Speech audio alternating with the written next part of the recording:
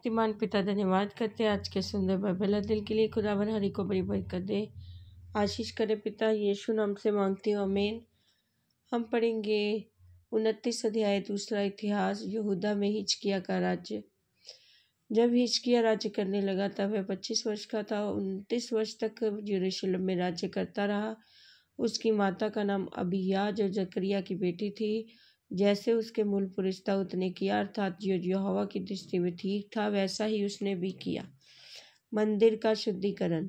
अपने राज्य के पहले वर्ष के पहले महीने में उसने यहोवा के भवन का द्वार खुलवा दिए और उसकी मरम्मत भी कराई। तब उसने याजकों लेवियों को लेकर पूर्व के चौक में इकट्ठा किया और उनसे कहने लगा, हे लेवियों मेरी सुनो, अपने अपने को पवित्र करो और अपने पूर्वजों के परमेश्वर यहोवा के भवन को पवित्र करो और पवित्र स्थान से मैल निकालो। देखो हमारे पुरखाओं ने विश्वासघात करके वह कर्म किया था जो हमारे परमेश्वर यहोवा की दृष्टि में बुरा है, और उसको तज के यहोवा के निवास से मुख फेर कर उसको पीठ दिखाई थी। फिर उन्होंने उसारे के द्वार बंद किए और दीपकों को बुझा दिया था और पवित्र स्थान में इस्राएल के परमेश्वर के लिए ना तो धूप जलाया ना ही होम बलि चढ़ाया था। इसलिए यहोवा का क्रोध यहूदा और यरूशलेम पर भड़का है। उसने ऐसा किया कि वे मारे मारे फिरें और चकित होने और ताली बजाने का कारण हो जाए, जैसा कि तुम अपनी आंखों से देख रहे हो।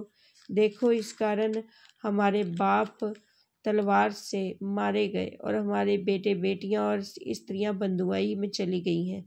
अब मेरे मन ने यह निर्णय लिया है कि इस्राएल के परमेश्वर यहोवा से वाचा बांधूं, इसलिए कि उसका भड़का हुआ क्रोध हम पर से दूर हो जाए। हे मेरे बेटों, ढिलाई ना करो।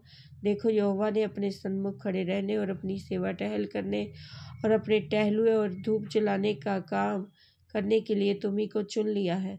तब लेवी उठ खड़े हुए और अर्थात कहातियों में से अमैसा का पुत्र महत, अजर्या का पुत्र योएल, मरारियों में से जब्दी का पुत्र कीश, यह लेलेल का पुत्र अजरिया, और gershoniयों में से जिम्मा का पुत्र युआह, और युआह का पुत्र एदेन, और एलियासपान की संतान में से शिमरी, योएल, असाप की संतान में से जकरिया और मत्तन्याह, और हिमान की संतान में से यहूएल और शिमी, और यदुतून की संतान में से शमाया और उजियल।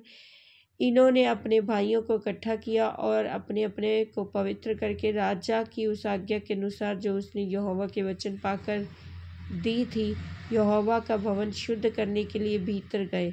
तब जाचक यहोवा के भवन के भीतरी भाग को शुद्ध करने के लिए उसमें जाकर यहोवा के मंदिर में जितनी अशुद्ध वस्तुएं मिली उन सब को निकाल कर यहोवा के भवन के आंगन में ले गए, और लेवियों ने उन्हें उठाकर बाहर किरदोन के नाले में पहुंचा दिया। पहले महीने के पहले दिन को उन्होंने पवित्र करने का काम आरंभ किया, और उसी महीने के 8वें दिन को वे यहोवा के उसारे तक आ गए। इस प्रकार उन्होंने यहोवा के भवन को 8 दिन में पवित्र किया, और पहले महीने के 16वें दिन को उन्होंने उस काम को पूरा किया। तब उन्होंने राजा हिजकिय्याह के पास भीतर जाकर कहा, हम यहोवा के पूरे भवन को और उसके पात्रों समेत होम बलि की वेदी, भेंट की रोटी की मेज को भी शुद्ध कर चुके हैं। जितने पात्र राजा आहाज ने अपने राज्य में विश्वासघात करके फेंक दिए थे उनको भी हमने ठीक करके पवित्र किया है। वे यहोवा की वेदी के सामने रखे हुए हैं। मंदिर का पुनर्निर्माण। तब राजा हिजकिय्याह सवेरे उठकर नगर के हाकिमों को इकट्ठा करके यहोवा के भवन को गया।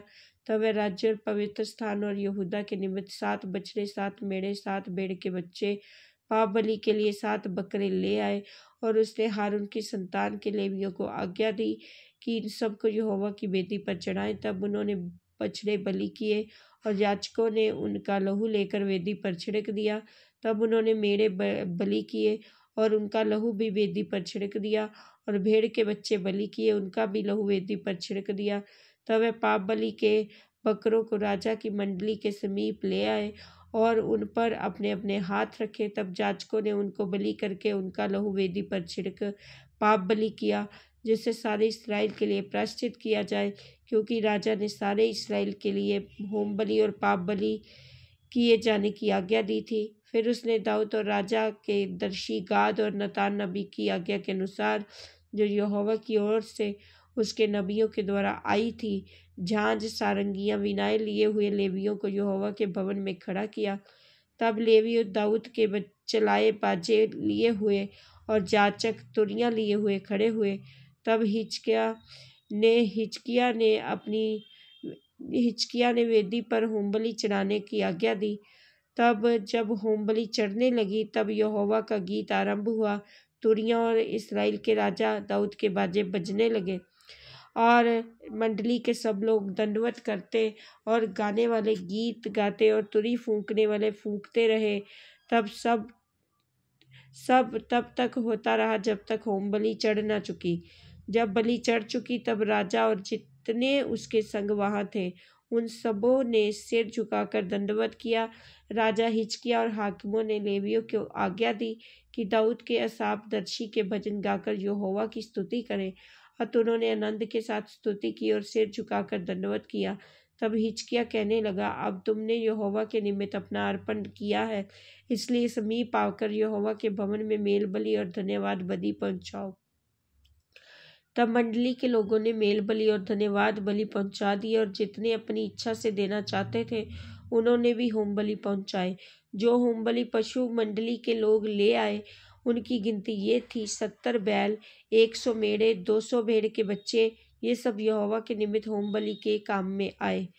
पवित्र किए हुए पशु 600 बैल और 3000 भेड़ बकरियां थी, परंतु जाचक ऐसे थोड़े थे कि सब होमबलि पशुओं की खालें ना उतार सके। तब उनके भाई लेवीय उस समय तक उनकी सहायता करते रहे जब तक वे काम पूरा न हो गया। जाचकों ने अपने को पवित्र ना किया, क्योंकि लेवी अपने को पवित्र करने के लिए पवित्र जाचकों से अधिक सीधे मन के थे। फिर होमबलि पशु बहुत थे और मेल बलि पशुओं की चर्बी भी बहुत थी। एक एक होमबलि के साथ अर्घ भी देना पड़ा। यहोवा के भवन में की उपासना ठीक की गई। तब हिजकिय्याह और सारी प्रजा के लोग उस काम के कारण आनंदित हुए जो यहोवा ने अपनी प्रजा के लिए तैयार किया था, क्योंकि वे काम एकाएक हो गया था। इस वचन के द्वारा पर ब्लेस करेंगे। आमीन। सब कुछ है मसीह की।